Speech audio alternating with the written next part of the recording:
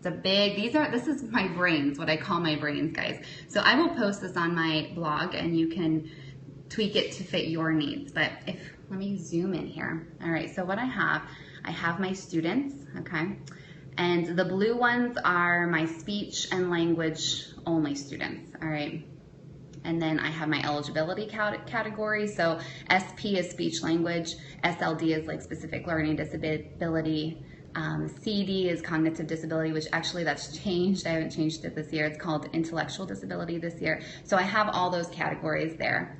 Then I have my grade, and the schedule is arranged by grade. So you can see all my kindergarten students are first, okay? Then I have my minutes per month.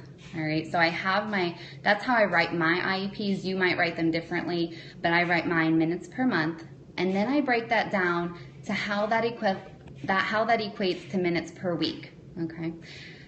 And then I have this space for actually receiving over here, all right? Because after they're scheduled, I'm gonna go through and I'm gonna actually put how many I scheduled them for to make sure I've got everything scheduled that needs to be scheduled. And I try to write them lower than what I'm actually going to give them. Especially for these 35 minutes, I always schedule them for 40 minutes a week. They usually get 2 20-minute sessions a week. So I know that I'm over hitting my schedule, basically, okay? Then I have my teacher. My therapy times I would write in there, like Monday, Tuesday, or whatever it is. Okay, then I have my IEP due dates and my ETR due dates, my evaluation due dates. So this is my big brain spreadsheet, guys. This has everything that I need. I reference this all the time, okay? So what I do when I'm scheduling my IEP students is you need to look at the grade that is your heaviest, or your top, the one with the most speech language requirements, basically. For me, that almost always is kindergarten. You can see all these kindergarten students.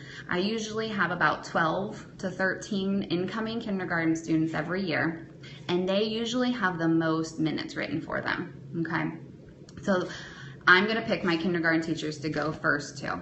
All right, after that, after I determine my grade, then I look at which teacher, because it would have which teacher has the most of my students. They're all kind of spread out here, but usually there's a teacher that has the most of my students, so I'm going to hit that teacher first. This is just helpful because when that 5th grade teacher asks you, why am I always last?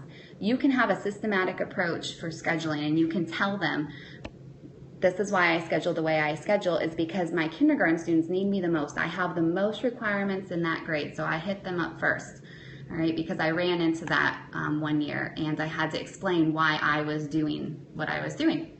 So it's always good to have a systematic. All right, let me turn you back around here because I'm gonna show you my schedule. Okay. All right. So let me look a sample schedule here.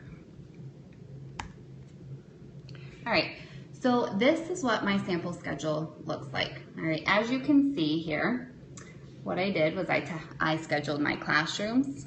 These were my classrooms that I have in here. I went to them first, like I said. I scheduled my testing paperwork time. Those usually fall on my Fridays, so those are my blocks of time for testing paperwork.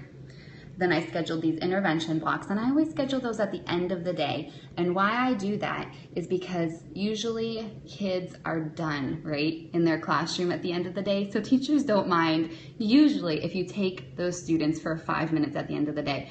And they work much better individually than they do in the classroom. So that's my target time for my individual students or my intervention students, because I can still get them to work for me because I'm seeing them just individually. Okay, and then you can see I have some student groups scheduled here. And I will post this, like I said, on my blog. These are just different tabs here at the bottom. So you can see my weekly schedule. Down here, this is my student list that I just showed you on this tab.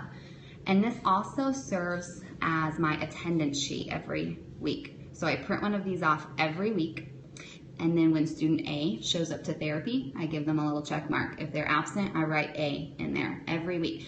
And what I also do on this is I write on this every week. So say I attended an IEP meeting during this group. I write on here, Jones IEP. Because then if an administrator came to me or anything and said, what were you doing on this day of this week, I could tell them exactly what I was doing, or why did you miss that session? Well, then I have my schedule, and I keep these. I've kept them since my beginning. I have a file all the way back to 2010, guys. I haven't thrown any of them away. So I could tell you what I was doing on August 17th, probably, of 2010 if I was in school. Okay, let me go back. Schedule your students. You're up to scheduling your students. So,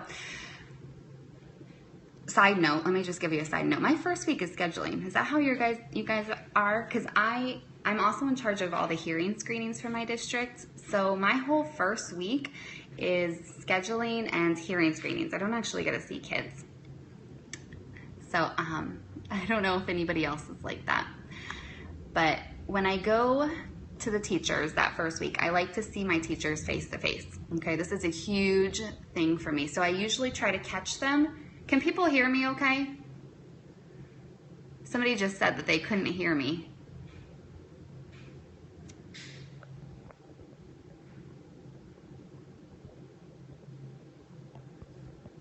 Can y'all hear me?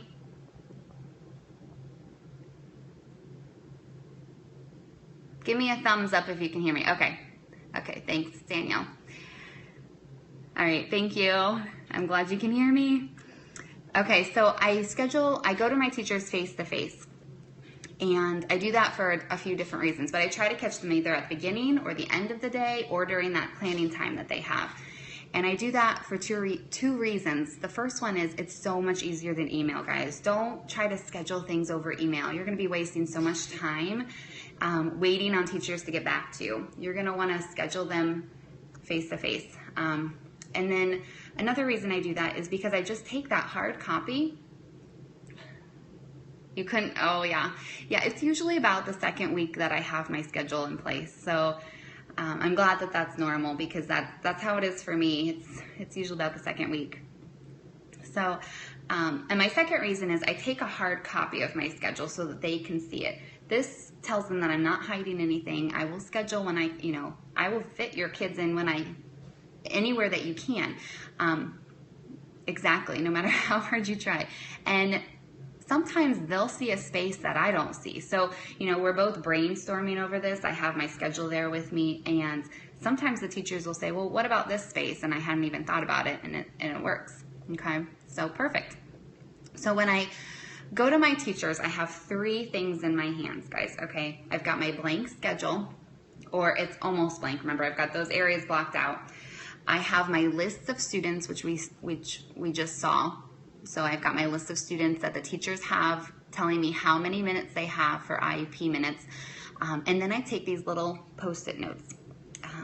And Post-it notes are perfect because they can be arranged, they can be moved multiple times without any problem. This is a beautiful thing, right? You don't have to scribble out things all the time. You can just move the Post-it note. Okay, so once I have an entire grade worked out, I go back to my computer, I type out that schedule, and I head over to the next grade. So now the new teachers will be able to see the spaces that I have left and the slots that I can schedule. Let me show you a blank schedule over here. Okay, so you saw this schedule. This would just be a blank one that I would take to my teachers.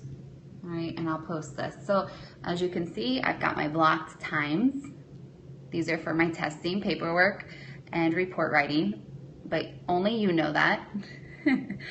And then I've got my intervention blocks and my classroom blocks already, okay? So I've got my blank schedule there. All right. So those are some tips that I have for scheduling. The big ones are walk in with authority, okay?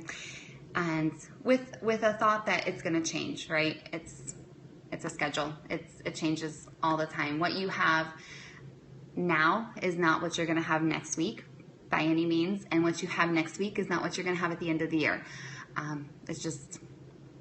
It's okay. And you don't want to make enemies with the people that you work closest to by refusing to move a student. That's another tip that I had. It's just not worth it. It's not worth all year to have that, that animosity towards anybody. So, I hope these works. My toughest year to schedule last year, guys, was last year because I was pumping. So into an already packed, tight schedule, I had to schedule 2 15-minute pump sessions somehow, and it was awful, but somehow it works out. So the good thing with our jobs is even if you have a bad schedule one day, it probably is different the next day, and it's okay. So, I hope the best for you this year, and I hope your schedule is fabulous and that you have a wonderful, wonderful staff to work with, because that makes all the difference. But make sure you talk to teachers face to face. Make sure you schedule some of those blocks of time that need priority first before going to anybody, and make sure you have a systematic way of scheduling. So take your largest grade first, and your largest, the teacher that has the largest, and go to them first so that you have a systematic way of scheduling things. All right, hope that was helpful, and thank you so much for joining me on this Sunday night, and I hope you have a great year. Bye.